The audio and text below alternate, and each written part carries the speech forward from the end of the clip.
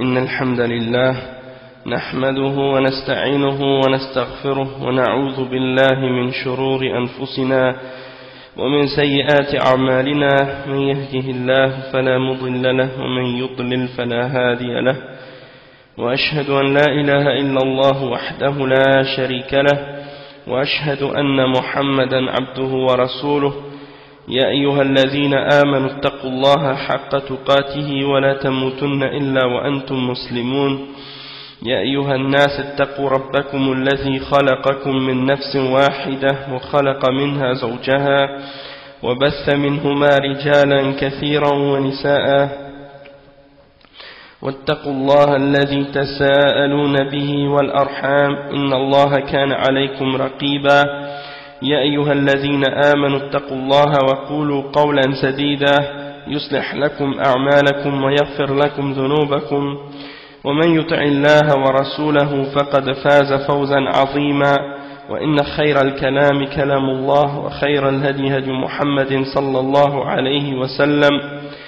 وإن شر الأمور محدثاتها وكل محدثة بدعة وكل بدعة ضلالة وكل ضلالة في النار أما بعد. Donc aujourd'hui on va commencer Inch'Allah le cours numéro 7 dans l'explication du livre Al-Huquq wal-Wajibat ala al-Rijali wal-Nisa'i fil Islam. Et on arrive au chapitre où le cheikh il parle de Al-Qawama. Le titre c'est Al-Qawama allati shara'aha Allah wa dana biha al-muslimuna wa bayanu asbabiha. C'est-à-dire Al-Qawama, c'est l'autorité et le rôle de chef que l'homme a sur la femme, que Allah subhanahu wa ta'ala a légiféré et que les musulmans ont pratiqué comme religion depuis l'époque du prophète sallallahu alayhi wa sallam. Et l'explication des causes de cette qawama pour l'homme. Donc le cheikh il dit قالت هذه الكاتبة وهي زينب غاصب.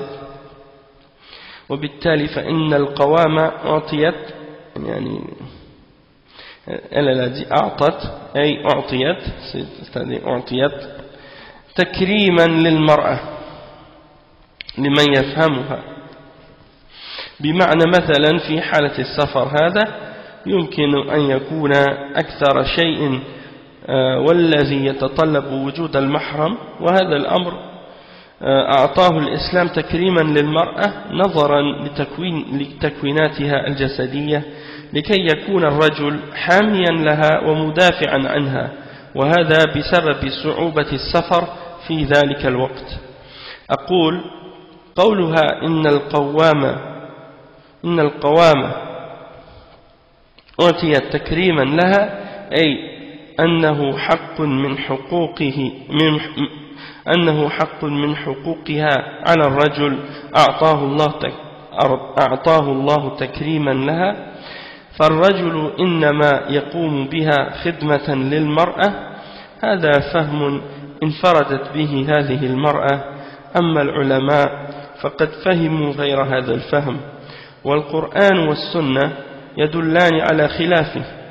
قال تعالى الرجال قوامون على النساء بما فضل الله بعضهم على بعض وبما أنفقوا من أموالهم. فالصالحات قانتات حافظات للغيب بما حفظ الله. واللاتي تخافون نشوزهن فعظوهن واهجروهن في المضاجع واضربوهن. فإن أطعنكن فلا تبتغوا عليهن سبيلا. دلت هذه الآية على أمور منها أن الله شرع القوامة للرجال على النساء وهي سيادة للرجال عليهن، وعلل الله ذلك بتفضيله سبحانه للرجال على النساء. وقد بينت هذه الوجوه فيما سلف في هذا البحث. وعلة أخرى وهي بما أنفقوا من المهور والنفقات الشاقة التي لا يتحملها إلا الرجال، خاصة في هذا العصر الذي تشكل فيه النفقات والمهور على الرجال أعباء ثقيلة من القصور والأثاث والسجاد والكنب والمكيفات والهواتف ومطالب للنساء لا تنتهي عند حد من كثير منهن الأمور التي أثقلت الرجال بالديون الباهظة ولا شك أن هذا يؤكد حق القوامة للرجل.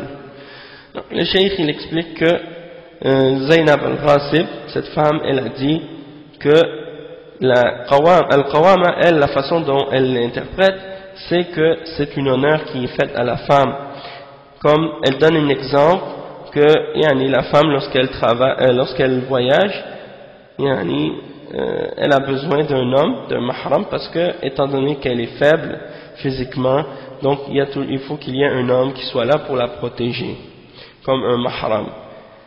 Et ça, c'est à cause de la difficulté du voyage à l'époque du prophète sallallahu alayhi wa sallam. Ça, c'est ce qu'elle prétend.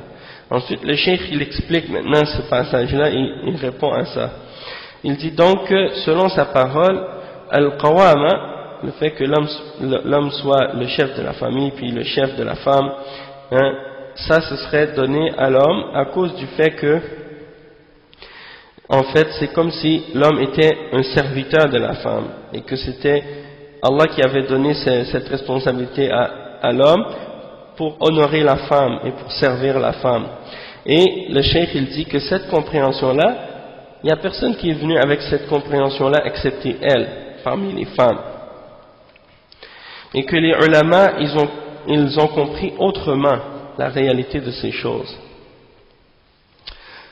Donc le cheikh, il continue, donc il explique que les ulama ont compris ces choses-là d'une façon totalement différente que cette femme. Et ça, c'est à travers les siècles, depuis l'époque du prophète sallallahu alayhi wa sallam. Et c'est pour cette raison-là probablement que les féministes, celles qui se disent musulmanes féministes, elles critiquent souvent le fait que les savants soient des hommes. Et elles disent que la raison pour laquelle les hommes sont les chefs des femmes, c'est parce que c'est les hommes qui ont interprété le Coran.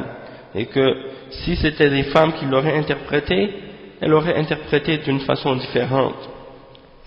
Sauf qu'elles oublient que le Coran a été interprété par le prophète sallallahu alayhi wa sallam et par les sahaba, et donc c'est eux à la base qui ont expliqué le Coran, et c'est le prophète sallallahu alayhi wa sallam qui a reçu cette révélation, et les sahaba qui l'ont reçu la révélation directement du prophète sallallahu alayhi wa sallam, et qui l'ont expliqué et compris comme il faut et appliqué comme il faut. Et donc si ces femmes-là prétendent que l'islam a été interprété de façon incorrecte par des hommes, eh bien cette fausse interprétation-là, si elles prétendent que cette interprétation-là elle est incorrecte ou qu'elle est fausse, eh bien en réalité ça revient à critiquer et attaquer l'explication que le prophète sallallahu alayhi wa sallam a donnée de ces versets-là, et l'explication et la compréhension des sahaba de ces versets-là également. Et donc ça, c'est une grave erreur, une grave accusation de dire des choses ou de penser des choses de ce genre. Donc ça, c'est un point important. C'est pour ça que Allah subhanahu wa ta'ala, il nous ordonne de revenir à l'exemple des salaf salih parmi les premiers musulmans, les sahaba et les tabi'in et ceux qui les ont suivis dans le bien, et qu'on doit comprendre et revenir à eux, à ces générations-là, pour comprendre notre islam comme il faut aujourd'hui, parce que c'est la meilleure génération, comme le prophète sallallahu alayhi wa sallam a dit, khayrun nasi qarni thumma alladhina yalunahum thumma alladhina yalunahum. Donc les meilleures générations, c'est ma génération, puis celle qui la suit, puis celle qui la suit. Donc le cheikh il dit le cheikh il dit ensuite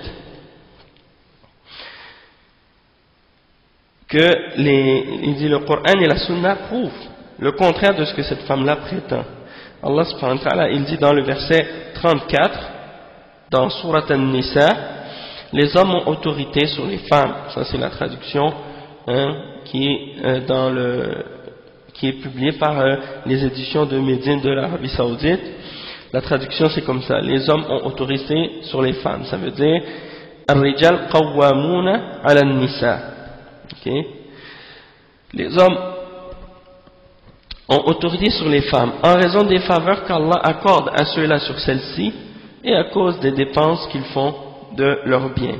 Les femmes vertueuses sont obéissantes à leur mari et protègent ce qui doit être protégé pendant l'absence de leur époux avec la protection d'Allah.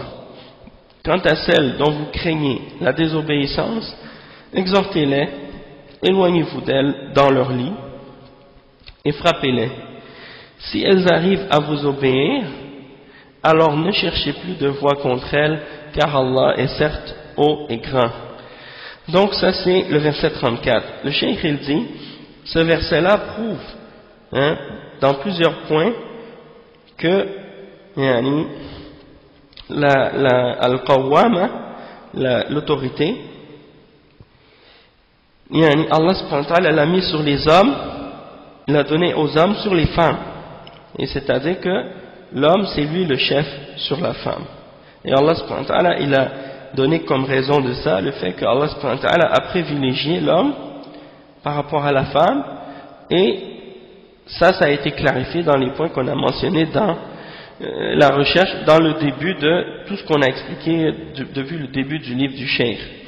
Et une autre raison de ça, c'est qu'est-ce que Allah subhanahu wa ta'ala a donné comme responsabilité à l'homme par la suite du fait qu'il dépense de ses biens sur la femme, soit pour payer le mahar ou pour payer les dépenses de la maison et tout ce qui est obligatoire pour lui de payer comme dépenses pour la femme. Et ça, ce sont des dépenses qui sont lourdes que la femme en général ne peut pas respecter ou donner, en particulier à notre époque. Parce que, le cheikh dit, parce qu'à notre époque, il y a de plus en plus de dépenses qui sont venues sur l'homme, dans les dépenses pour le mahar. Le mahar, c'est le cadeau que l'homme donne quand il se marie, et aussi les dépenses qui ont rapport avec tout ce qui a rapport avec la maison, la location des salles lorsque on a besoin de faire la fête de mariage, surtout en particulier en Arabie Saoudite. Le cheikh il donne des exemples de qu'est-ce qui se fait là-bas, surtout les al-qusur, c'est les salles de réception qui sont louées pour faire le walima, pour faire la fête du mariage, les meubles et tous les accessoires ménagers et tout ce que les gens ont besoin à l'intérieur de la maison, les tapis, les appareils d'air climatisé pour mettre dans la maison, les téléphones et tous ces trucs-là que les gens ont besoin dans leur maison. Tout ça, ça coûte beaucoup d'argent et c'est des lourdes dépenses bien entendu, et tout ça, ça amène les hommes parfois à tomber dans toutes sortes d'endettements, à cause du fait qu'il est celui qui a la charge de ces choses-là. Et donc, ça c'est la preuve de l'obligation que Al-Qawama soit pour l'homme, et que c'est une charge sur l'homme et que l'homme doit s'en occuper parce que c'est sa responsabilité.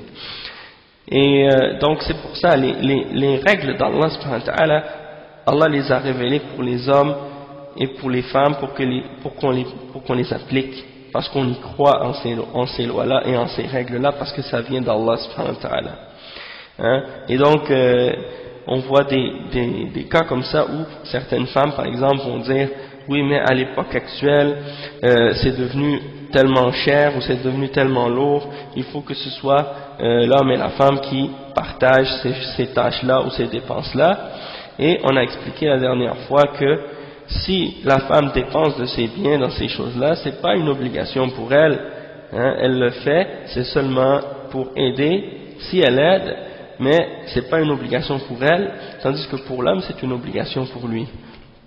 Et non seulement ça aussi, c'est qu'il y a certaines objections qui ont été faites par certaines personnes qui font des qiyas qui sont incorrectes sur la question par exemple de l'héritage et des choses de ce genre, qui disent par exemple qu'à l'époque actuelle, étant donné que la femme travaille et qu'elle est considérée égale à l'homme, que l'héritage devrait être également égal, puisque elle dépense de ses biens de la même façon que l'homme.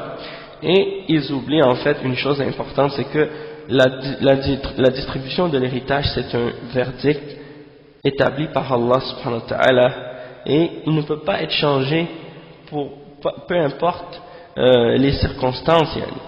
Et on doit en fait revenir à la règle et à la base pour établir ou pour comprendre que c'est pas les lois d'Allah subhanahu wa ta'ala qui doivent être changées dans ce genre de lois-là, c'est plutôt les habitudes mauvaises qui ont été adoptées par les musulmans dans certains pays, ou bien dans les pays musulmans, ou bien dans les pays non musulmans, du fait que la femme et l'homme ont un peu, disons, oublié leurs responsabilités mutuelles et ont dépassé les limites parfois. Les hommes de leur côté, parfois ils ont dépassé la limite du fait qu'ils n'ont pas pris leurs responsabilités, et les femmes de leur côté également ont dépassé leurs limites du fait qu'elles ont transgressé ou dépassé la limite de leur rôle que Allah subhanahu wa ta'ala leur a donné. Et donc la vie est devenue uniquement une course à l'argent, pour avoir de plus en plus de biens, et que le succès pour beaucoup de personnes sur la terre, ils s'imaginent que c'est uniquement le succès économique, et le fait d'avoir des biens, et que le reste c'est pas important. Donc ils négligent les obligations religieuses pour pouvoir, ou ils négligent leurs obligations religieuses, et ils négligent les limites d'Allah subhanahu wa ta'ala juste pour arriver à acquérir le plus de biens et être capable de vivre selon les critères qui ont été établis par certaines personnes pour soi-disant être dans une catégorie de personnes qui vivent dans le luxe ou des choses de ce genre. Donc ça c'est malheureux et c'est triste. Souvent c'est les films et la télévision qui influencent la façon dont les gens doivent vivre, qu'est-ce qu'ils doivent avoir dans leur maison, l'apparence qu'ils doivent avoir physiquement et dans leur façon de s'habiller, ainsi de suite. Ils laissent ces médias-là, les films et la télévision, leur dicter leur façon de vivre et leur manière de vivre, et ça devient pour eux le modèle à suivre, et non pas le Coran et la Sunna, et l'exemple du prophète sallallahu alayhi wa sallam et de ses épouses et des femmes, des Sahaba. Donc c'est ça le grand problème. Donc le cheikh il dit, ensuite, si on analyse ce verset-là, comme il faut, le cheikh il dit وَلِهَذَا قَالَ اللَّهُ تَعَالَى, dans ce verset, قال الله تعالى بعد هذا فالصالحات قانتات حافظات للغيب بما حفظ الله. فالمرأة الصالحة الواعية تشعر بمكانة الرجل بما فضله الله وبما يعانيه من أعباء النفقات وما يبذله من جهود في هذا السبيل، فيحمل هذا الوعي وهذا الشعور النبيل إلى جانب تقواها على بذل القنوت، وهو الطاعة في أدب وإجلال للرجل الذي تدرك وتشعر من أعماق نفسها بمكانته وحقه عليها، وتحملها هذا الإدراك النبيل على المحافظة على شرفها وعرضها وعرض زوجها وشرفه، كما يدفعها دينها وأمانتها إلى حفظ ماله في حضوره وغيبته.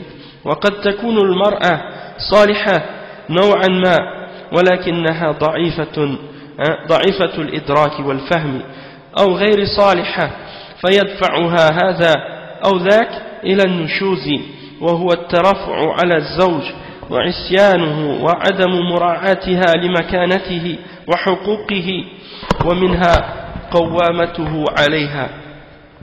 إذا حصل ذلك منها فقد أعطاه الله الحق في استخدام حق القوامة أولا بوعظها بالتخويف بالله وعقابه لها وعصيانها له، ويذكرها ويذكرها بحقوقه عليها فإن تابت ورجعت إلى الصواب والطاعة لزوجها فذاك وإلا انتقل إلى الهجر في المضجع فإن تمادت في غيها ونشوزها انتقل إلى آخر الدواء وهو الضرب غير المبرح فإن لم ترعوي فله أن يطلقها وتفتدي منه أو تفتدي منه وكل ذلك من منطلق القوامة التي أعطاها الله الخلاق العليم للرجل على المرأة. Donc on va lire ce passage ensemble, on va voir qu'est-ce que ça signifie. Le cheikh il dit que Allah subhanahu wa ta'ala après, en continuant la suite de l'explication du verset, il dit que la femme qui est vertueuse, qui est pieuse, qui a bien compris et qui ressent en elle-même et qui a ressenti en elle-même le statut et la position que l'homme a donné et dans laquelle Allah lui a donné cette position de préférence, elle le constate et elle le ressent et elle le comprend. Elle comprend tout ce qu'il fait comme effort et toutes les difficultés qu'il peut avoir dans le fait de ramener l'argent nécessaire pour être capable de subvenir à tous les besoins de la famille et les efforts nobles qu'il fait dans ce chemin-là et les charges qu'il porte pour arriver à ça, et lorsqu'elle réalise ça, eh bien ça l'aide à comprendre et à ressentir ce sentiment noble envers son mari, sans compter la piété qu'elle a envers Allah subhanahu wa ta'ala, qui l'amène à être obéissante à son mari, la piété et la crainte qu'elle a envers Allah qui l'amène à être obéissante envers son mari, une obéissance qui est remplie de bonnes manières et de respect pour l'homme, et lorsqu'on voit ça, le cheikh il dit elle réalise que l'homme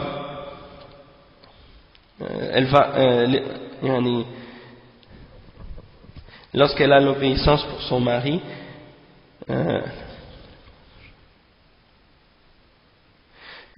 cette femme-là, à cause de sa piété en Allah subhanahu wa ta'ala, elle a cette obéissance-là pour son mari, et elle réalise et elle comprend et elle ressent du plus fond de son être de la position et l'importance que son mari a et le droit qu'il a sur elle, et ça l'amène également à reconnaître et à prendre en considération qu'elle doit préserver son honneur pour lui et sa dignité pour lui, et également sa chasteté ainsi que tout ce qui a rapport avec son honneur, et qu'en préservant son honneur à elle, elle préserve son honneur à lui également, et sa piété et sa religion et sa crainte d'Allah subhanahu wa ta'ala l'amène également à préserver ses biens en son absence et en sa présence également. Et donc la femme qui a un certain niveau de piété et de vertu, eh bien, c'est possible que parfois elle ait une faiblesse dans sa compréhension de tout ça et dans le fait qu'elle n'arrive pas à réaliser tout le bien qui vient par exemple du fait que son mari remplit ses obligations et respecte ses devoirs, et donc ça peut l'amener parfois à tomber dans une certaine ingratitude et une certaine désobéissance envers son mari, ou le fait qu'elle cherche à s'élever au-dessus de son mari et à lui désobéir et à ne pas prendre en considération son niveau et le respect qu'elle lui doit et le droit qu'il a sur elle, et le fait qu'il a l'autorité sur elle. Tout ce qu'on a décrit là ici maintenant, c'est des choses qui nous font réaliser beaucoup de choses par rapport à la réalité de la société dans laquelle on vit actuellement. C'est que c'est triste en fait quand on lit ça. Moi de lire un passage comme ça, ça m'attriste beaucoup, parce que je me dis on vit dans des sociétés où toutes ces choses-là ont été renversées à l'envers complètement. Et il y a l'image qui est projetée, en particulier dans la société, puisqu'on n'est pas dans des sociétés musulmanes, l'image qui est projetée pour la famille et pour les liens entre un homme et sa femme, et ainsi de suite, on remarque que ce sont des liens qui ont été complètement bouleversés et renversés à l'envers, et qu'il n'y a plus ce respect-là de la part de la femme envers son mari en général. Bien sûr, il y en a encore de ça, alhamdoulilah, et il y en aura tout le temps jusqu'à la fin des temps, puisqu'il y a toujours des croyants, il y a toujours des gens qui sont sur le bien.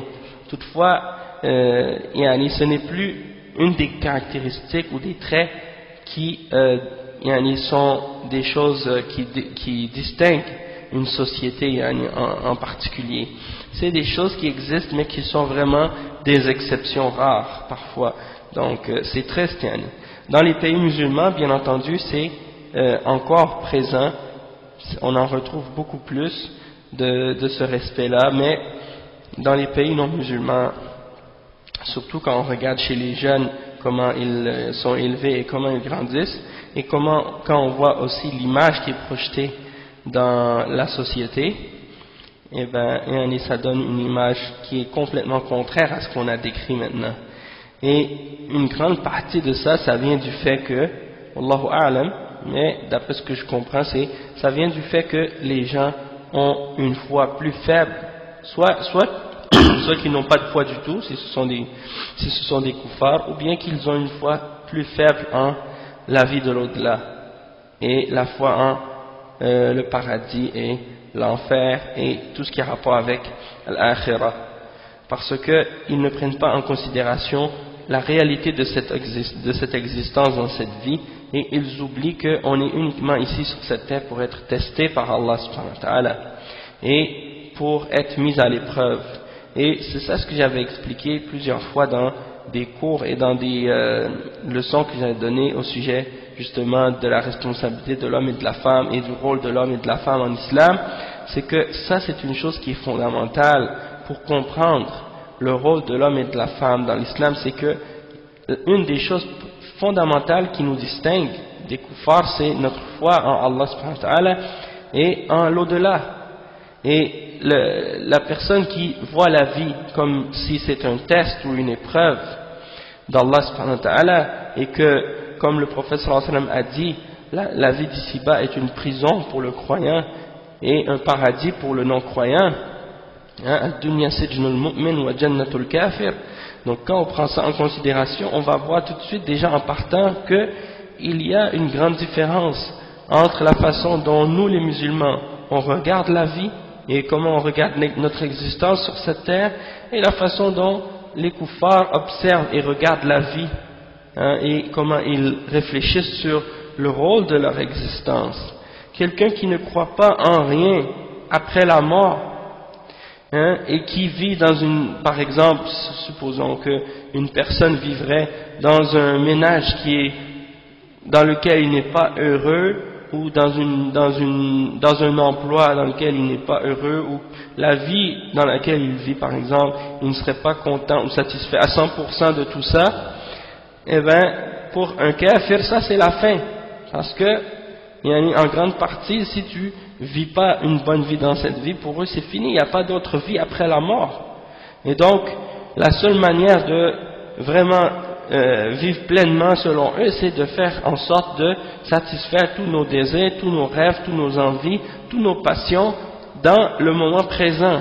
Tandis que pour le croyant, on ne voit pas les choses de cette manière-là, puisque, étant donné qu'on a cette foi en al-akhirah, cette foi en l'au-delà qui nous pousse à nous limiter et à nous abstenir de beaucoup de choses qui sont parmi les parures de cette vie et parmi les plaisirs de cette vie d'ici-bas, et ça nous aide à justement rester plus conscients que tout ça c'est temporaire, et que la vraie vie c'est la vie qui nous attend après cette vie d'ici-bas, et d'être endurant et de faire preuve de patience face à toutes les les choses qui nous déplaisent parfois, ou les choses qui sont contraires à ce qu'on désire au fond de nous-mêmes, hein. C'est pour ça que Allah subhanahu wa ta'ala, il a parlé par exemple dans le Coran de sabr beaucoup. Il a parlé de le fait d'avoir de l'endurance et de la patience, et il a mentionné également dans plusieurs versets la récompense qui attend les croyants qui ont fait preuve d'endurance et de patience dans cette vie d'ici-bas, hein. Et donc cette notion de sabr, si quelqu'un ne la prend pas en considération par rapport à la foi, il ne sera jamais capable de passer à travers quoi que ce soit dans les actes d'adoration et dans les épreuves auxquelles il va faire face dans cette vie d'ici-bas. Donc, as-sabr, c'est la moitié de la foi, et c'est une des plus grands aspects de l'adoration du cœur, hein. Et donc ça c'est un exemple aussi qui nous ramène toujours à comprendre, quand certaines personnes disent, quand il y a des problèmes entre un homme et sa femme, et que les ulama, ils disent, si tu veux être patient, alors c'est mieux pour toi. Pourquoi? Parce que dans l'endurance et dans la patience, il y a quelque chose de bien pour la créature, hein, et pour l'être humain en général. Mais beaucoup de gens, ils passent par-dessus ça et ils voient uniquement qu'est-ce qui est éphémère et qu'est-ce qui est à court terme, hein, par rapport au bien de la vie d'ici-bas, et ils se disent, bon, il faut satisfaire tous nos plaisirs, tous nos désirs, toutes nos passions, tous nos rêves dans cette vie d'ici-bas, et c'est ça ce qui pousse les kuffars à tomber dans les injustices dans lesquelles ils tombent par rapport aux droits de l'homme et de la femme, parce que ils n'ont pas de foi et de conscience, ni de justement pourquoi on existe, pourquoi on vit, hein. Donc la femme croyante et l'homme croyant, ils ne vivent pas uniquement pour la vie d'ici-bas, ils vivent pour qu'est-ce qui a rapport avec le fait d'atteindre le paradis, d'atteindre la vie de l'au-delà, et tandis que les kuffars, eux, ils vivent uniquement pour satisfaire leurs désirs, pour arriver à avoir le plus de bien dans cette vie, et sinon pour eux il n'y a pas de raison de continuer à vivre.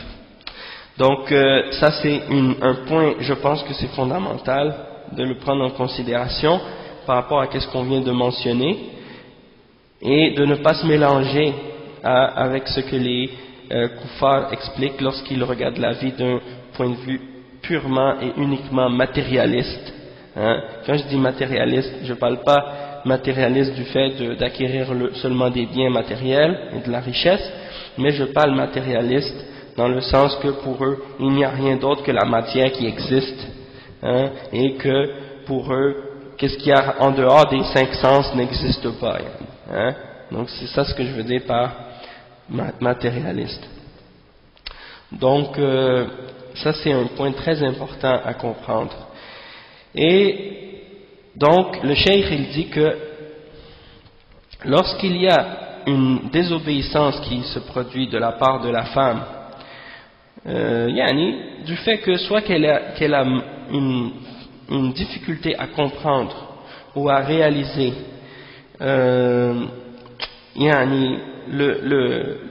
tous les efforts et tout le bien que son mari lui fait, et en même temps les droits qu'il a sur elle, ainsi de suite, ça peut l'amener justement à essayer de désobéir à son mari, puis de s'élever au-dessus de lui, de lever la voix sur lui, de lui désobéir, ainsi de suite, et de ne pas prendre en considération ses droits, ainsi de suite.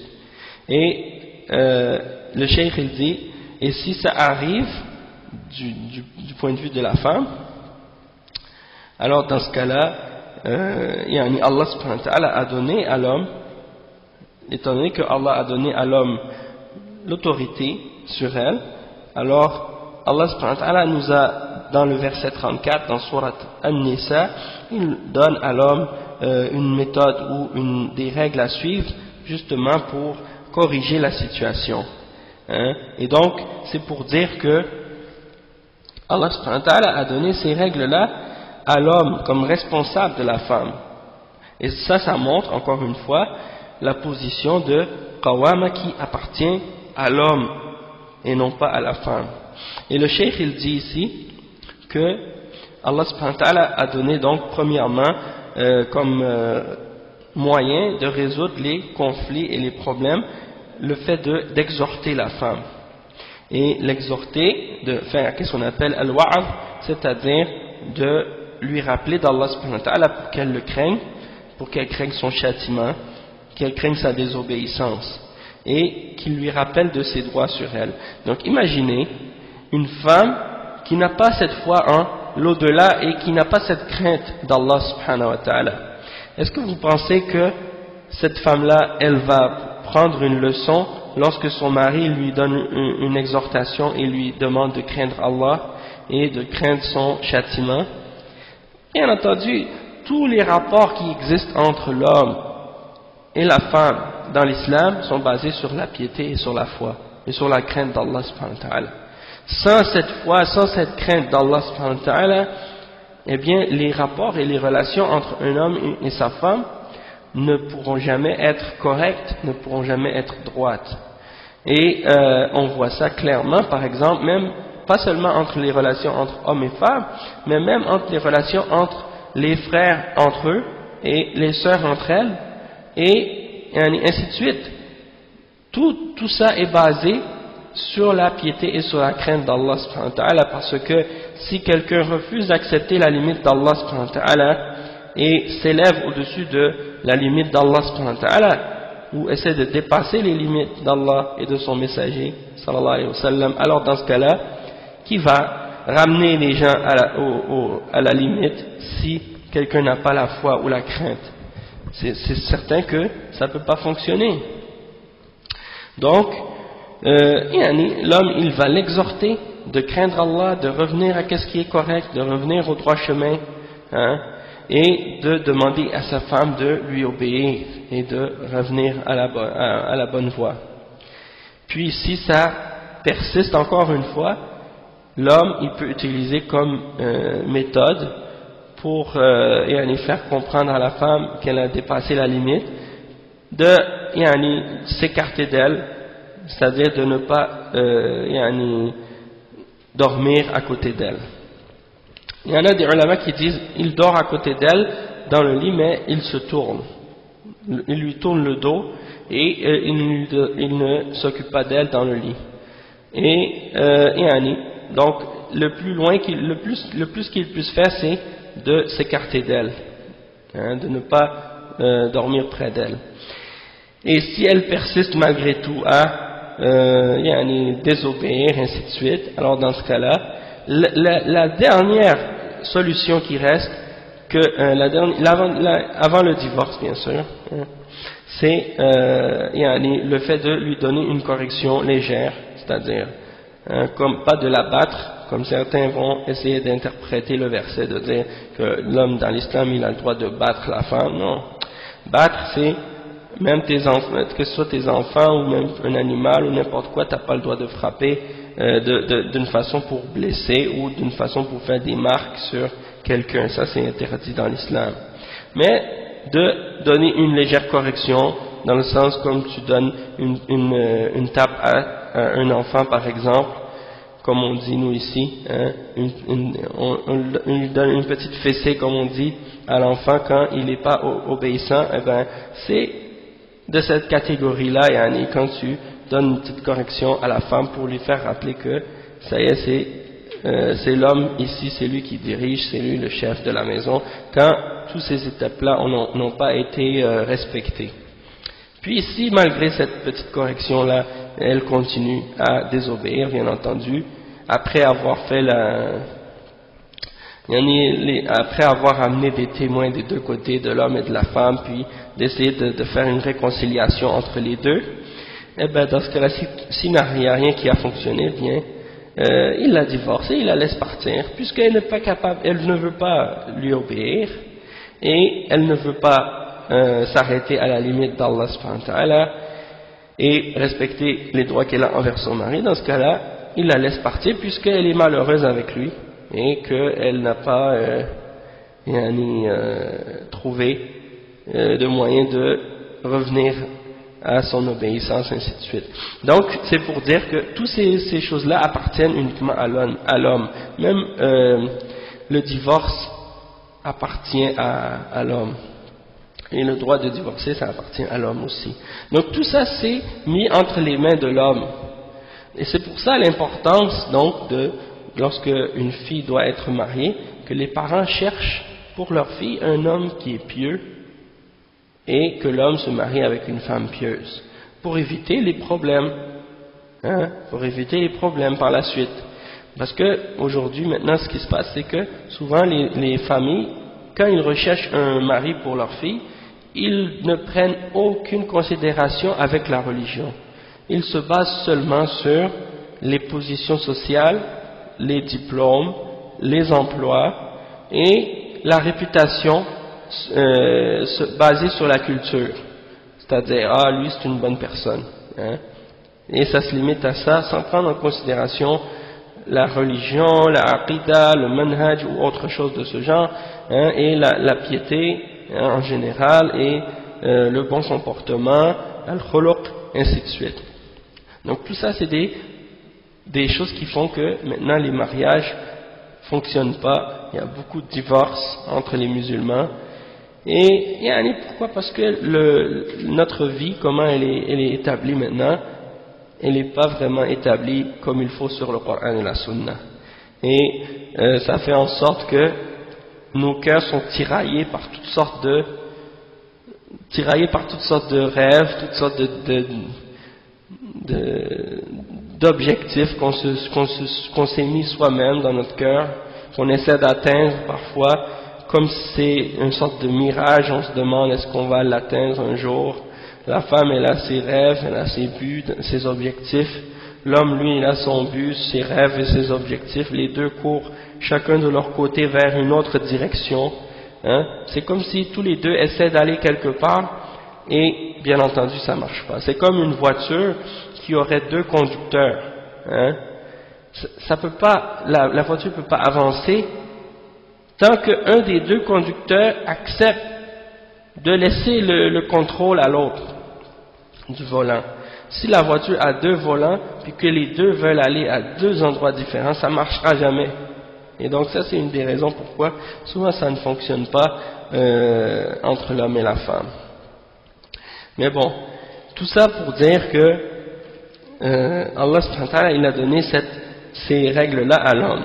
Et c'est un petit peu comme je donne souvent comme exemple, regardez par exemple dans la société même, par rapport à des choses qui n'ont pas nécessairement rapport avec la religion, ou bien qui ont rapport avec la religion, mais par rapport au fait que nous on est dans un pays non musulman, vous allez voir que par exemple, il y a un policier par exemple, le policier, il a une autorité, étant donné qu'il représente la loi et l'autorité dans la société. Lui, s'il il a des droits ou il a des droits et des devoirs qui sont pas les mêmes que les autres citoyens, même si on dit que tout le monde est égaux. Il a des privilèges du fait qu'il représente l'autorité et la loi. Et si l'homme, un policier par exemple frappe un citoyen, bien sûr il peut porter plainte, ainsi de suite et tout, mais il ne peut pas disons corriger lui-même le policier. La même chose, bon, pour vous donner un exemple moins extrême, parce que ça c'est peut-être un exemple qui est très, très loin de nous, parce que bien entendu on en retrouve beaucoup d'exemples d'injustice ou de choses de ce genre par rapport à certains policiers même, des fois qui exagèrent, qui font des abus de pouvoir, mais vous avez des exemples aussi, comme par exemple, si ton père te fait une injustice, si ton père par exemple te frappe, ou bien ton père par exemple agit d'une façon incorrecte envers toi, Tu peux pas le frapper, tu peux pas le corriger, tu peux pas l'insulter ou des choses de ce genre, ça c'est haram. Mais si lui il le fait contre toi, s'il te frappe par exemple, ou s'il t'insulte, ou s'il te fait une injustice, toi tu peux pas le corriger. Lui, si tu l'insultes toi, et si tu lui fais une injustice, ou si tu agis mal envers lui, lui il peut te corriger puisque c'est ton père. Hein? Donc ça c'est un exemple qui montre qu'il n'y a pas une égalité entre tout le monde dans l'islam, même si on est tous égaux dans le sens qu'au jugement dernier, Allah va trancher entre nous tous, hein, avec justice, hein, avec une justice égale. La question c'est pas ça, la question c'est dans cette vie, est-ce qu'on a tous les mêmes droits et responsabilités les uns envers les autres? Non. Puisque par exemple le père, il n'a pas les mêmes droits et responsabilités que le fils et que la fille et que les enfants, et la même chose la femme envers son mari. Donc le père il a un degré de supériorité sur ses enfants, et le mari il a un degré de supériorité sur sa femme. Et donc ça c'est des exemples pour nous faire comprendre. Ton père par exemple, si tu lui dis, si ton père te dit par exemple fais ça pour moi, puis tu le fais pas, puis il te donne une fessée, hein? Ça c'est quelque chose qu'il peut faire. Mais si toi tu lui demandes à ton père de faire quelque chose pour toi puis qu'il ne le fait pas, est-ce que toi tu peux lui faire ça? Bien sûr que non. Alors la même chose entre un homme et son mari, entre un homme et sa femme, pardon. C'est la même chose. C'est que l'homme, lui, il a un degré de supériorité. Si l'homme fait une injustice envers sa femme ne peut pas elle-même corriger son mari. Elle doit passer par un intermédiaire pour arriver à faire respecter ses droits, parce que l'homme il a un degré sur elle. Elle doit passer par exemple par la cour et faire une plainte aux autorités pour que son droit soit respecté. Tandis que l'homme lui-même, si sa femme est désobéissante ou des choses de ce genre, il doit lui-même arriver à suivre les étapes nécessaires pour arriver à corriger la situation. Hein? Tandis que la femme, elle ne peut pas faire les mêmes démarches. Elle ne peut pas prendre ce verset-là puis dire bon, moi je vais l'appliquer comme si j'étais un homme, et puis elle donne exhortation à son mari, puis elle dit bon, je vais me séparer de lui dans le lit, puis ensuite elle dit bon, je vais lui donner une légère correction là, hein, une petite fessée pour lui faire revenir au droit chemin, ou ainsi de suite. Il ne peut pas faire ça. La femme ne peut pas faire ça, parce que ce verset-là, il ne s'applique pas à la femme, il s'applique à l'homme seulement. Pourquoi? Parce que Allah a donné cette qawama uniquement à l'homme et non pas à la femme. Et c'est comme ça que le cheikh, en fait, il réfute les paroles de cette femme, Zainab al-Ghasib, pour lui faire comprendre que al-qawama, c'est pas juste une question, comme elle le prétend, d'honorer l'homme, et que c'est un service que l'homme a à rendre à la femme, hein, et que c'est juste une question de responsabilité de l'homme, que l'homme a sur la femme. Non, c'est une question que l'homme a un degré au-dessus de la femme, et que Allah lui a donné cette supériorité-là, et que c'est lui le chef sur la femme. Et il n'y a pas d'égalité entre l'homme et la femme dans ces choses-là. Et même le divorce, elle peut pas dire à son mari je te divorce, et puis même si elle le disait, ça s'applique pas, c'est pas comme ça.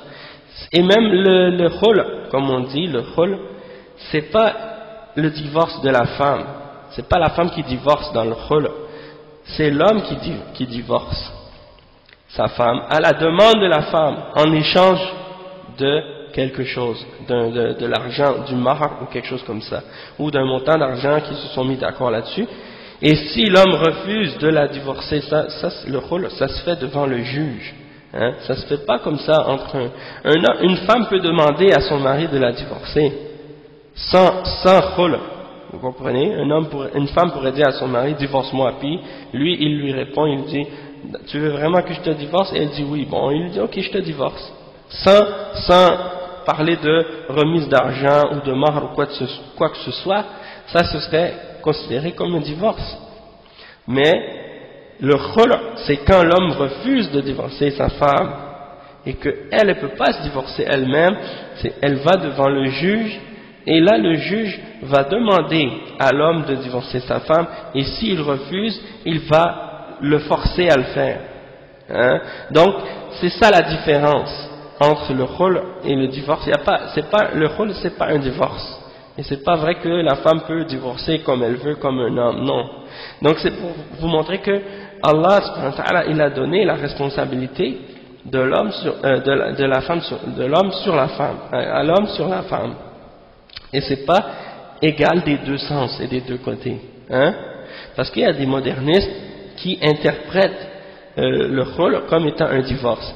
Et il y en a qui essaient d'interpréter aussi, en tout cas, il y a des points, comme il y avait un point que je voulais mentionner, mais malheureusement je ne le trouve pas. C'est qu'ils essaient de faire comprendre que la femme, elle a le droit de divorce comme l'homme, et que la femme a ci et ça.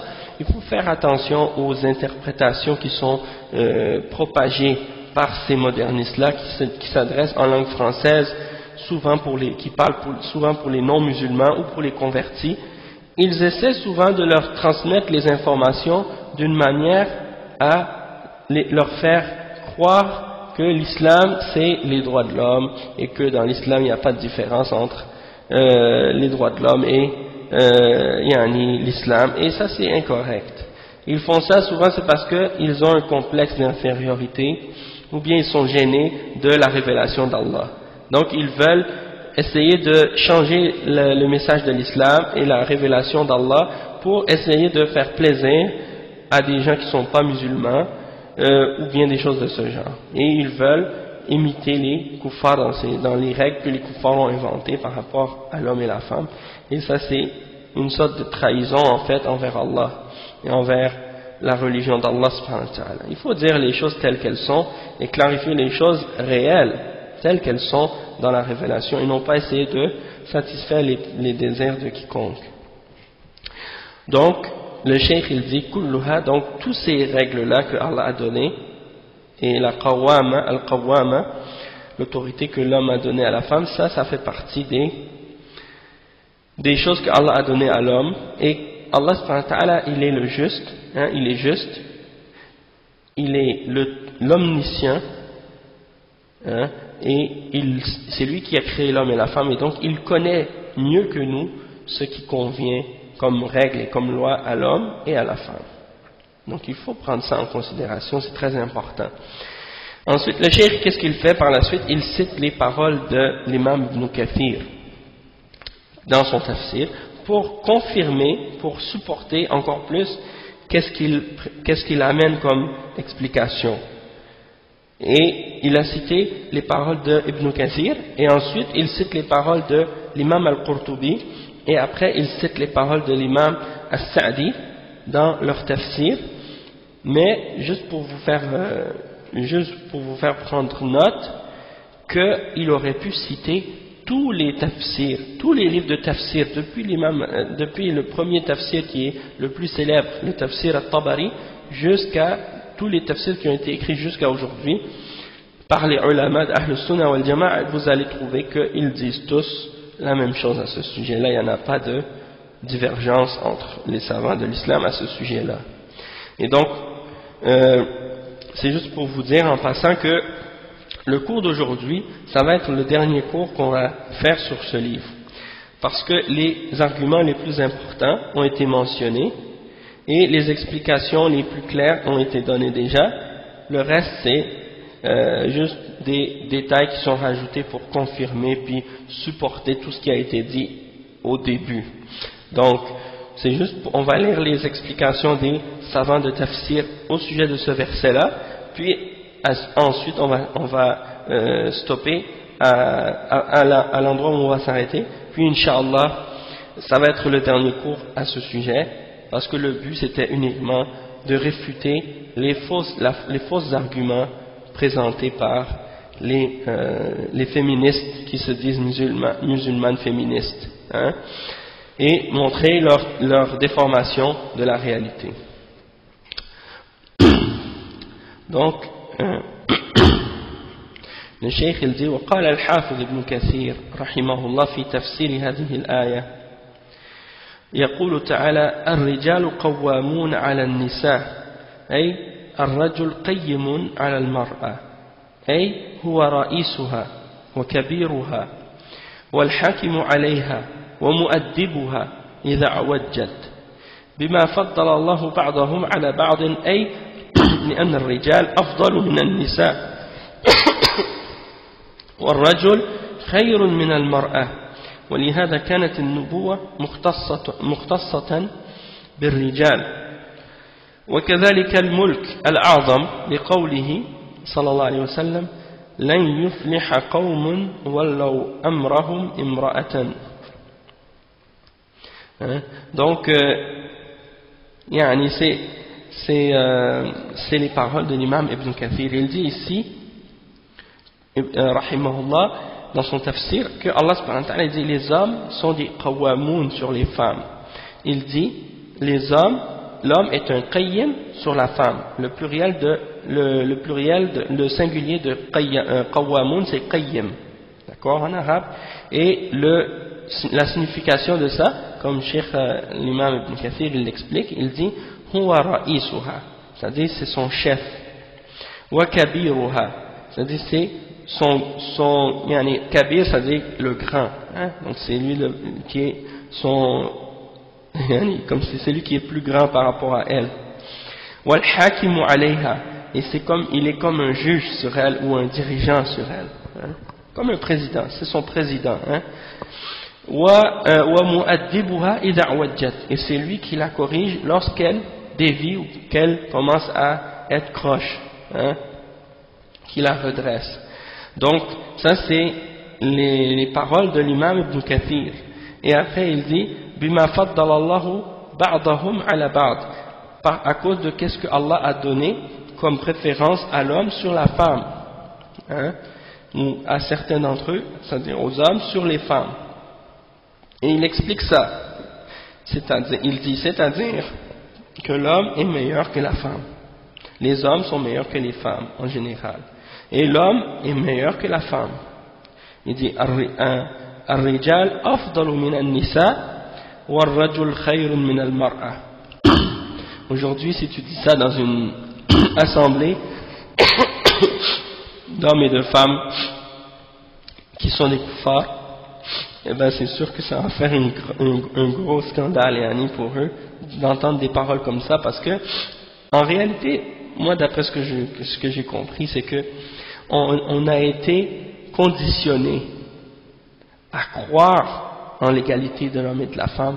C'est un genre de lavage de cerveau qu'on nous a fait depuis l'enfance dans les sociétés occidentales, de nous dire sans arrêt l'homme est égal à la femme, la femme est égale à l'homme, la femme est égale à l'homme, l'homme est égal à la femme, la femme est égale à l'homme, et de l'entendre comme ça, être répété constamment, sans arrêt, comme si c'était un dogme qu'on essayait de nous inculquer et de nous enraciner dans le cœur et de nous rentrer dans la mémoire et dans la tête sans arrêt, comme si c'était une chose qui était absolue, irrévocable, indéniable, quelque chose qui est une vérité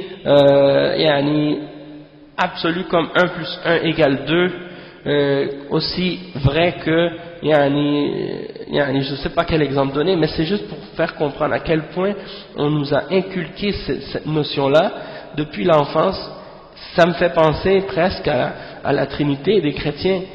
Comment on nous a appris quand on était chrétien, depuis qu'on est tout petit, Jésus c'est le Fils de Dieu, Jésus c'est le Fils de Dieu, Dieu est 3 en 1, Dieu est 3 en 1. On nous a répété ça depuis l'enfance tellement de fois, hein, puis on nous parle toujours de Jésus, Jésus, Jésus, Jésus. Depuis qu'on est tout petit, la première chose qu'on apprend, c'est l'histoire de Jésus, puis la naissance de Jésus, puis comment Jésus a vécu, puis ainsi de suite.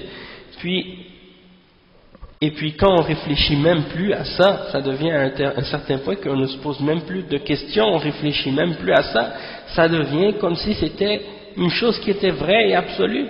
Alors que lorsqu'on retourne, même dans les références des chrétiens et dans les textes, et quand on commence à réfléchir même sur la logique par rapport à ce point-là, on voit tout de suite que ça tient pas debout et que ça fait pas de sens. Eh bien c'est la même chose pour la question de l'égalité entre la femme et l'homme. C'est des choses qu'on nous répète, qu'on nous dit, qu'on nous répète, et on commence à y croire parce que on nous l'a tellement répété, on nous l'a tellement dit, tellement de fois, que c'est devenu une chose. Maintenant les gens peuvent plus remettre en question, ils sont devenus comme convaincus que c'est la vérité, alors qu'il n'y a rien qui prouve ça. Il n'y a rien qui prouve cette égalité-là dans la réalité, ni dans la raison, ni dans la révélation. Mais là, c'est rendu que des musulmans, au nom de l'islam, veulent essayer de nous faire croire en ça et de nous imposer ce dogme-là et cette idée-là, alors qu'il n'est pas dans le Coran, il n'est pas dans la Sunna. Tous les preuves sont devant nos yeux, dans la révélation pour nous montrer que c'est pas vrai, que c'est le contraire. Hein. Donc il faut savoir comment ça fonctionne, cette programmation-là qu'ils sont en train de faire dans nos esprits, et comment faire pour réfuter ces arguments-là. Et ça m'est déjà arrivé comme je vous avais dit peut-être déjà, que j'avais fait une présentation sur ce sujet-là devant des non-musulmans même une fois, et puis il n'y a pas eu de scandale, il n'y a pas eu de grand problème, mais c'est parce que je leur ai fait comprendre la situation et la question en leur donnant des exemples qu'ils ont été capables de comprendre, et ils ont eux-mêmes admis par la suite que oui, c'est vrai, il y a des choses qui ne tiennent pas dans l'argumentation des féministes et des gens qui appellent à l'égalité de l'homme et de la femme. Donc personne ne peut renier la réalité parce que c'est des faits, c'est de la logique, c'est la réalité même qui vient nous le dire. Hein. Donc ça, il n'y a pas de doute là-dessus, alhamdulillah. Donc on voit dans les paroles de l'imam Ibn Kathir qu'il dit ces choses-là sans aucune gêne, hein, sans aucun inconfort, sans se sentir mal à l'aise par rapport à quoi que ce soit. C'est tout à fait normal pour lui de dire ça, et nous, aujourd'hui, la façon dont on en parle, on doit en parler de la même façon. Hein. Les Sahaba, ils n'étaient pas gênés quand on leur posait des questions par rapport à l'islam, de répondre la réalité telle qu'elle était. Hein. Même si ça pourrait soi-disant choquer ou déranger les gens, ils le disaient d'une façon claire et nette. Hein. Tout n'est pas autour du pot. Nous, aujourd'hui, on utilise toutes sortes de façons de dire les choses pour essayer de justement faire en sorte que ça fasse plaisir à ceux qui nous écoutent. Puis des fois, en faisant ça, on travestit, on porte injustice à l'islam en agissant comme ça. Donc le cheikh, il dit que l'homme est meilleur que la femme, et il dit que c'est pour ça que Allah subhanahu wa ta'ala, il a fait que la prophétie soit uniquement chez les hommes, c'est-à-dire les prophètes sont uniquement des hommes, de même que la dirigeance absolue, c'est-à-dire le pouvoir de chef ou de dirigeant dans l'islam est limité à l'homme également.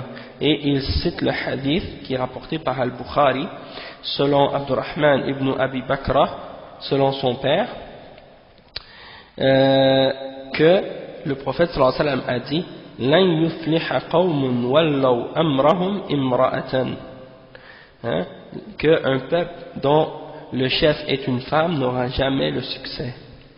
Et comme ça c'est rapporté par Al-Bukhari selon Abdurrahman ibn Abi Bakra et selon son père, et il dit également la position de juge, et ainsi de suite. Donc ça veut dire que les positions d'autorité ne peuvent pas être prises par des femmes dans l'islam, comme le fait d'être chef d'État ou le fait d'être prophète ou les choses de ce genre. Et ça a été uniquement pour des hommes. On n'a pas le droit de donner ça à une femme, de même que la position de juge. Okay?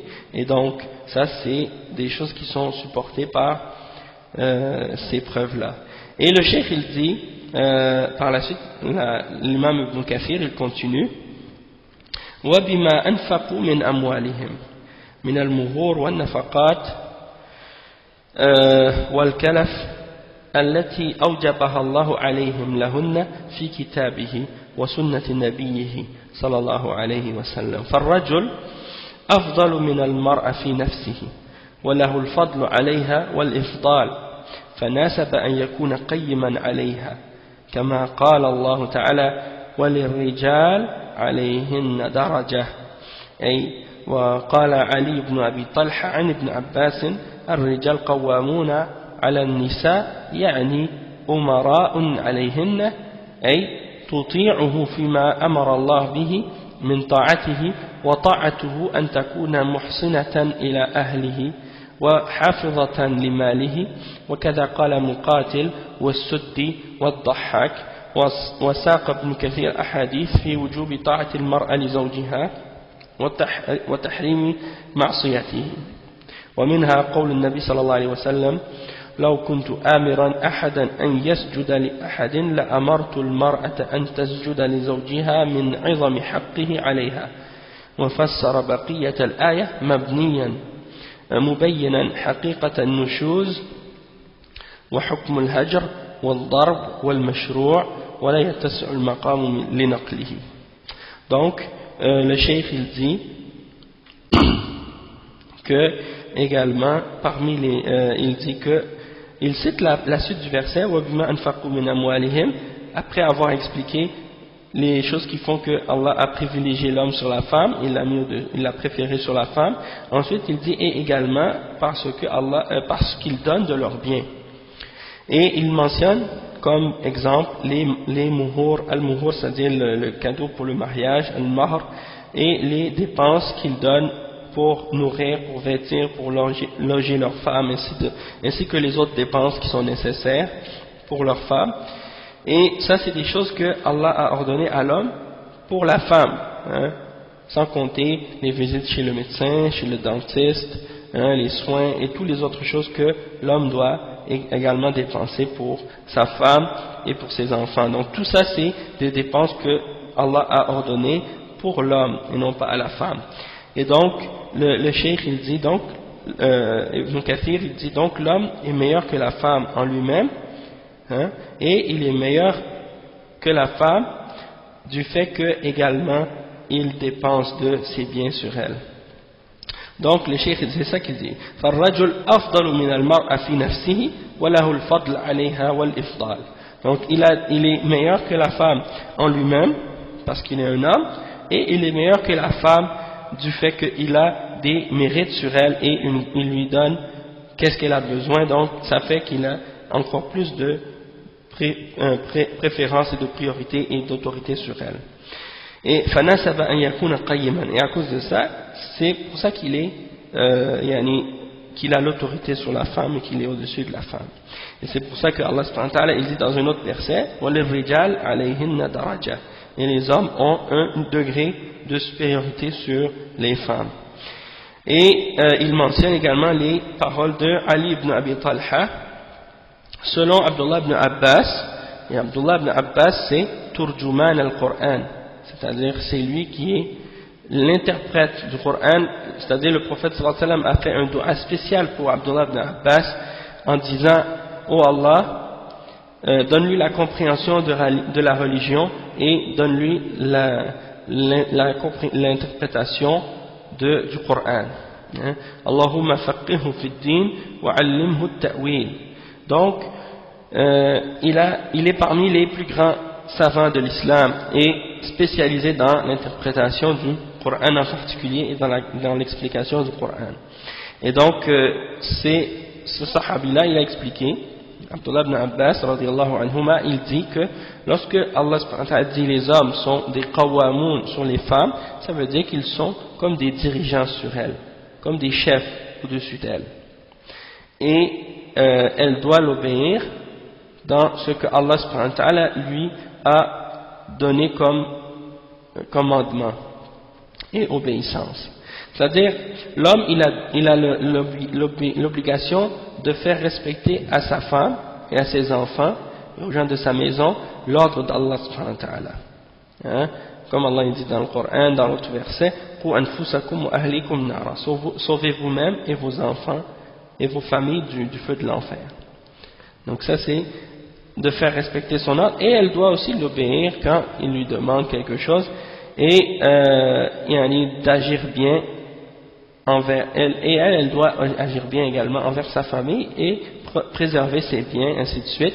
Cette interprétation-là, elle a été rapportée par Muqatil et As-Suddi et Ad-Dahhak et l'imam Ibn Kathir. Ensuite, il rapporte des hadiths au sujet de l'obéissance pour la femme d'obéir à son mari et l'interdiction qu'elle a de lui désobéir. Et bien entendu, cette obéissance-là, c'est uniquement dans le bien. C'est-à-dire, la femme, si l'homme ordonne à son mari si l'homme ordonne à sa femme de faire un péché, la femme n'a pas le droit de l'obéir dans le péché. Elle doit uniquement faire qu'est-ce qui est bien. Si son mari lui dit de faire un péché, elle doit s'abstenir de l'obéir dans le péché. Et il mentionne le verset qui dit, le cheikh Ibn Kathir, il mentionne le hadith dans lequel le prophète sallallahu alayhi wa sallam a dit, si je devais ordonner à quelqu'un d'obéir ou de se prosterner à une autre créature, j'aurais ordonné à la femme de se prosterner devant son mari à cause du grand droit qu'il a sur elle. Et le cheikh il dit ففسر بقية الآية مبنيا حقيقة النشوز مبينا حقيقة النشوز, ainsi de suite. Ensuite il a interprété la suite de ce verset là. Il dit وبهذه المناسبة أقول لقد قرأ الناس طعن بعض النساء هذه الأيام في حديث أبي بكر وفي أبي بكر نفسه وقلق أخريات منه وهذا أمر ينذر بشر. Il dit qu'il y a certaines personnes aujourd'hui qui ont parlé en mal du compagnon Abu Bakr et qui ont essayé de critiquer ce hadith, le hadith qui parle du fait qu'un peuple n'aura pas de succès tant que s'ils ont comme dirigeant une femme. Et donc ils essaient de critiquer ce hadith-là et ils mentionnent à ce sujet-là des choses vraiment mauvaises, et ils disent par exemple des choses mauvaises sur le compagnon Abu Bakr, et ils rejettent le hadith authentique. Donc il faut faire attention justement aux gens qui suivent cette tendance-là, qui rejettent des hadiths authentiques quand c'est contraire à leur passion ou quand c'est contraire aux passions des ennemis de l'islam. Donc ensuite le cheikh il mentionne les paroles de l'imam Al-Qurtubi dans son tafsir. Il dit وقال القرطبي في تفسير هذه الآية المسألة الأولى الرجال قوامون على النساء ابتداء وخبر أي يقومون بالنفقة أو يقومون بالنفقة عليهن والذب عنهن وأيضا فإن فيهم الحكام والأمراء ومن يغزو وليس ذلك في النساء وساق روايات فيها أن المرأة لا تقتص من زوجها إذا ضربها.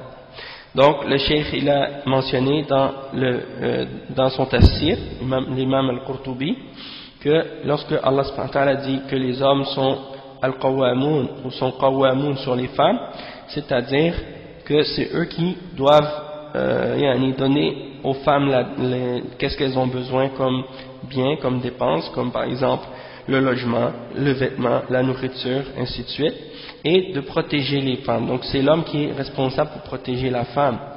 Et également il y a parmi eux les dirigeants et les juges, et également le fait de combattre et de faire partie des combattants. Ça c'est uniquement pour les hommes et non pas pour les femmes.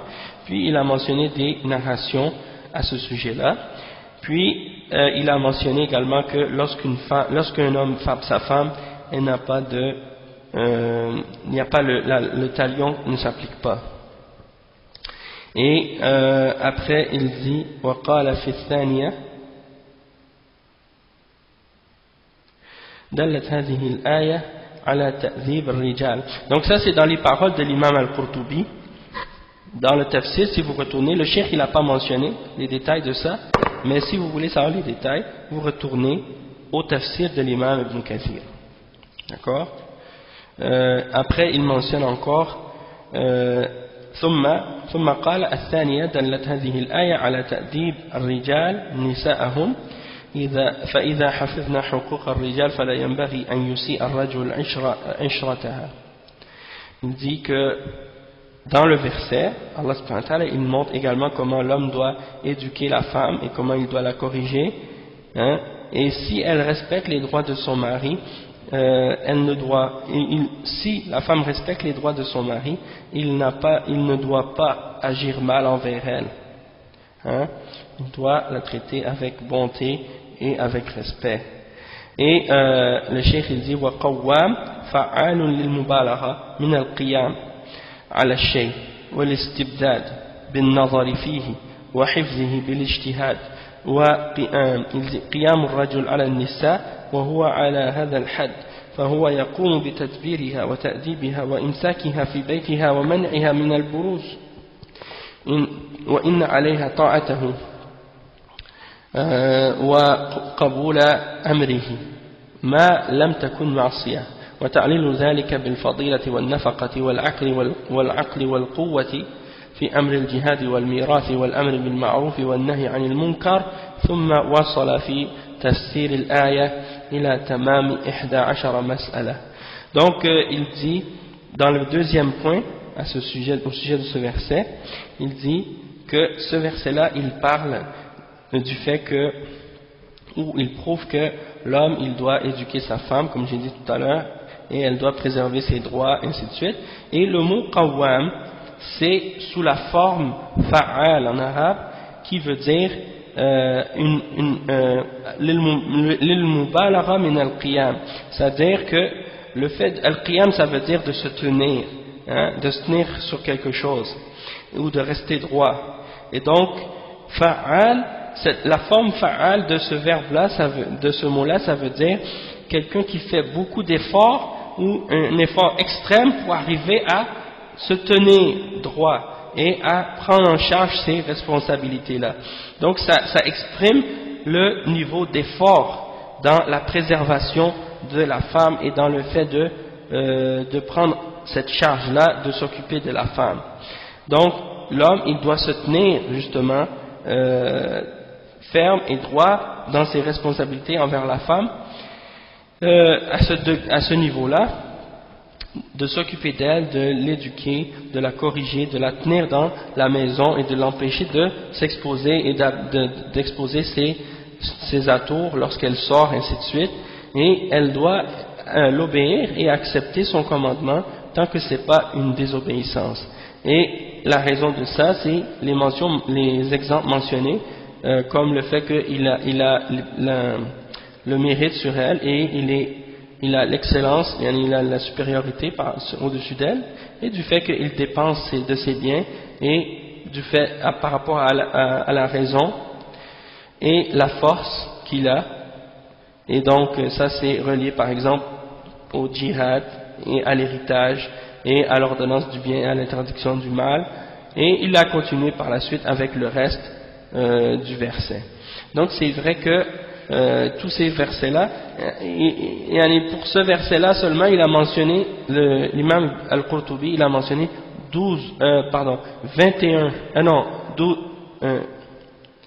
11 questions, 11 points qu'il a clarifiés un par un. Donc c'est pour dire que le tafsir de l'imam Al-Qurtubi, c'est un tafsir qui se concentre beaucoup sur les questions de fiqh, et il rapporte sur ces questions-là beaucoup de détails, c'est-à-dire il explique de façon beaucoup plus détaillée par rapport à certains détails que d'autres tafsirs quand c'est des questions de fiqh et des choses de ce genre. Donc c'est un très très bon tafsir qui rapporte les preuves du Coran et de la Sunna, et il contient également des bonnes réfutations des soufiyas également dans certains versets. Donc en tout cas c'est juste pour vous dire, malgré que bon, il y a certaines fois il y a des ta'wilat au sujet des attributs, mais à part de ça, à propos des attributs d'Allah, mais sinon le reste à part de ça c'est un tafsir des plus bénéfiques. Qu'est-ce que je voulais dire donc pour terminer, Inch'Allah, comme j'ai dit, ça va être le dernier cours à ce sujet-là. On ne va pas compléter le livre au complet parce que le reste on a déjà vu, c'est des répétitions puis des détails pour clarifier certains détails. Donc tout ce qu'on avait à clarifier et à expliquer, la plus grande partie on l'a expliqué déjà.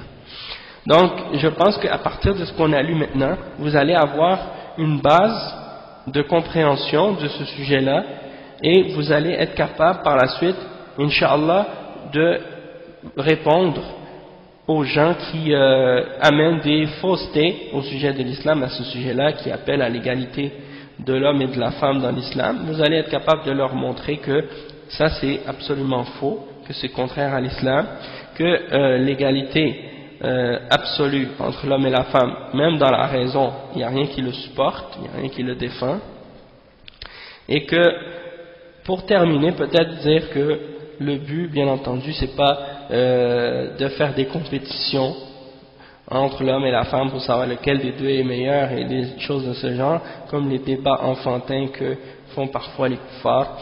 Non, le but c'est pas ça. Le but c'est plutôt de clarifier l'ordre d'Allah subhanahu wa ta'ala et la révélation d'Allah subhanahu wa ta'ala, de ne pas essayer de faire dire au texte ce que les textes ne disent pas, hein, de ne pas essayer d'interpréter les paroles d'Allah et de son prophète sallallahu alayhi wa sallam d'une façon différente, juste pour essayer de faire en sorte que ce soit plaisant et acceptable pour les non-musulmans. Non, il faut dire les choses telles qu'elles sont. Et dites-vous une chose, c'est que les kuffars actuellement sont déviés, sont des gens qui ont été aveuglés de la vérité. Et donc si on commence à se limiter et à se restreindre à ce qu'ils veulent eux pour parler de notre religion, ça veut dire qu'on doit les suivre dans leur aveuglement et dans leur égarement. Et ça, à la longue, ça va faire en sorte qu'il n'y aura plus d'islam. Il va y avoir ce qu'on va suivre de notre religion, c'est uniquement ce qui est en accord avec leur passion. Et Allah nous a interdit ça dans le Coran. Allah subhanahu wa ta'ala, il dit dans un verset dans le Coran, وَلَنْ تَرْضَ عَنْكَ الْيَهُودُ وَلَا النَّصَارَ حَتَّى تَتَّبِعَ مِلَّتَهُمْ. Les juifs et les chrétiens ne seront jamais satisfaits de vous, ou ne seront jamais satisfaits de toi, ô Muhammad sallallahu alayhi wa sallam, parce que dans le verset Allah s'adresse au prophète sallallahu alayhi wa sallam, mais ça s'applique également à tous les musulmans, hein, que les juifs et les chrétiens ne seront jamais satisfaits de toi jusqu'à ce que tu suives leur religion. Donc il faut se dire qu'on ne doit pas suivre leur passion et leur religion quand ils nous ordonnent ou quand ils veulent nous interdire des choses, parce qu'ils veulent nous dicter comment comprendre notre religion et qu'est-ce qu'on doit accepter de notre religion et qu'est-ce qu'on doit rejeter de notre religion, comme si c'était eux les juges sur la parole d'Allah et comme s'ils avaient le droit de juger Allah et son messager et de demander des comptes à Allah et à son messager. Donc ça c'est déjà une insulte en soi, c'est déjà une attitude dérespectante, hein, et insultante envers Allah et son messager. Donc il n'y a personne qui a le droit de juger Allah et son messager, et lorsque Allah et son messager ont décidé d'une chose, eh bien le croyant il n'a d'autre choix que de l'accepter et d'y croire et de s'y soumettre, hein. Donc je pense que on a dit ce qui était le plus important. Wallahu a'lam, si j'ai oublié quelque chose, c'est le shaitan qui m'a fait oublier. Mais bon, je pense que on va s'arrêter ici, inshallah. Subhanakallahumma wa bihamdik, ashhadu an la ilaha illa anta, astaghfiruka wa atubu ilayk. Et j'espère que ce qu'on a expliqué, ce qu'on a dit, ça a été bénéfique pour vous et que ça va être disons quelque chose qui va vous aider dans votre compréhension de l'islam, dans votre foi, dans votre pratique de la religion, et continuer l'étude et l'apprentissage de l'arabe et du Coran et de la Sunna, et faites des efforts, hein, pour essayer de vous avancer dans votre compréhension de la religion, puis de transmettre autour de vous les clarifications puis les preuves et les explications qui ont rapport avec l'islam, pour que les gens puissent comprendre le mieux possible leur religion, parce qu'on est dans une époque où l'ignorance est partout et où même on essaie même d'interdire la vérité, hein. Donc il faut faire notre possible pour diffuser la science, la faire transmettre, la faire se diffuser parmi les croyants et même parmi les non-croyants, pour qu'ils sachent la réalité de l'islam. D'accord? C'est très important. Donc si j'ai fait une erreur, c'est de moi-même et du shaitan, et si j'ai dit quelque chose de bien et de véridique, alhamdulillah, alors ça vient d'Allah subhanahu wa ta'ala. Donc je vous remercie, puis jazakumullahu khairan, subhanakallah wa bihamdika, ashhadu an la ilaha illa anta, astaghfiruka wa atubu ilayh, wa jazakumullahu khairan, wassalamu alaykum wa rahmatullahi wa barakatuh. Ah oui, je voulais juste dire, peut-être que la semaine prochaine, lundi prochain, on va faire un autre cours à la place de celui-ci, mais j'ai pas encore décidé qu'est-ce que ça va être. Donc d'ici là, je vais vous informer la prochaine fois, mais ça se pourrait bien qu'on fasse un petit livre. J'ai pas encore le titre avec moi, mais parce que je m'en souviens pas pour l'instant maintenant, mais aussitôt que durant la semaine, je vais envoyer un message sur le site, puis ça va être annoncé, Inch'Allah. D'accord? Donc barakallahu fikum, wassalamu alaikum wa rahmatullahi wa barakatuh.